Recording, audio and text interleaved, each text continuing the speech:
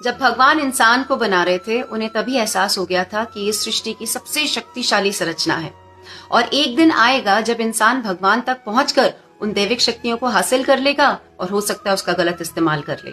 तो भगवान ने निर्णय लिया कि मैं इन सारी शक्तियों को कहीं छुपा दूंगा।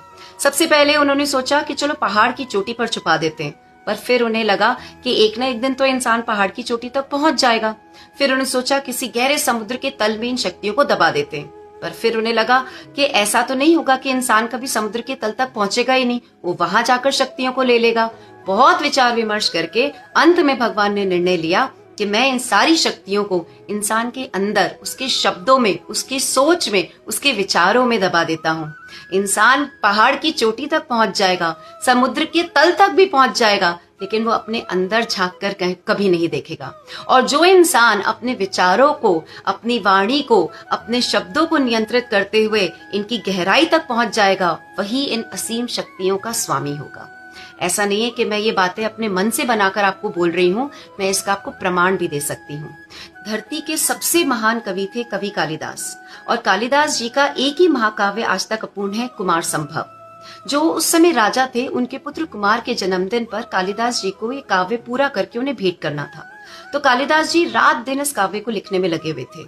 ये काव्य माता पार्वती और शंकर जी के विवाह, कार्तिकेय के जन्म पर आधारित है।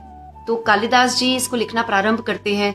माता पार्वती ने व्रत रखा, कैसे व्रत से खुश होकर शंकर जी उन्हें मिलते हैं और दोनों का विवाह होता है। यहाँ तक सब कुछ सही था, लेकिन जैसे ही कालिदास जी माता पार्वती और शंकर जी के शयन कक्ष का वर्णन करने लगते हैं, तो ऐसा कहते हैं कि ऊपर माता पार्वती क्रोधित होकर सरस्वती माँ को बुलाती है और उनसे पूछती है कि ये कौन मूर्ख है जो माता पिता की अंतरिंग बातों को लिख रहा है।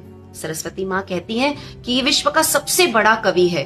तो माता पार्वती क्रोधित होकर उन्हें कहती है, कितना भी बड़ा कवि क्यों ना हो, मैं तुम्हें आदेश देती हूँ कि ये इसके आगे एक शब्द भी ना लिख पाए। कालिदास जी पक्षाघात से मर गए, पर वो इसके आगे एक शब्द ना लिख पाए। तो हमारे शब्द ब्रह्म हैं, ईश्वर हैं, और जो इन शब्दों का अपमान करता है, वो कितना भी बड़ा क्यों ना हो, उसका विनाश निश्चित है। तो अपने शब्दों की शक्ति पहचानिए और कुछ भी बोलने के पहले 100 बार सोचिए।